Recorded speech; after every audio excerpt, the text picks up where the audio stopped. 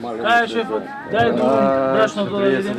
Сега 43. Колку беа? 50. Значи 15. 8 дена. Во улога на пазарни инспектори, премиерот Ковачевски и министерот Бектеши излегоа да проверат дали тестенините, млекото и млечните производи од денеска се со намалени цени.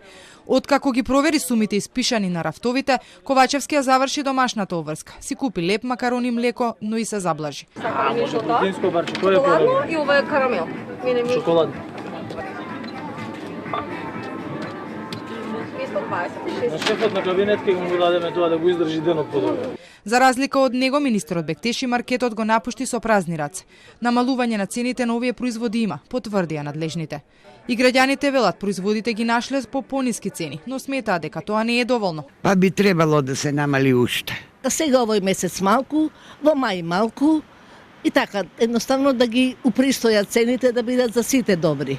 Министерот Бектеши е убеден дека ќе има компании кои повеќе ќе ги намалат цените. Повторно најави дека за оние кои ќе бидат поодговорни, ќе следи награда. Јас сум убеден дека ќе има компании што ќе ги намалат и повеќе од тие проценти кои се наведени во одлуката. Такви општествени компании секако дека треба да бидат поддржани од страна на владата.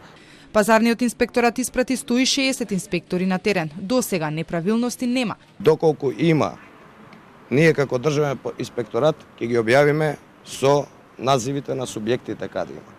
Од денеска макароните и шпагетите се поевтини за 15%, млекото, јогуртот, киселото млеко, кашкавалот, сирењето, урдата за 10%. Од следната недела ќе се одлучува дали ќе се направи истото и со цените на јајцата, шеќерот, оризот. Одлуката за намалување и замрзнување на цените се донесе затоа што дел од прехранбените компании 3 месеци користеа субвенционирана струја, а за возврат или воопшто не ги намалија цените или поевтинувањето беше незначително.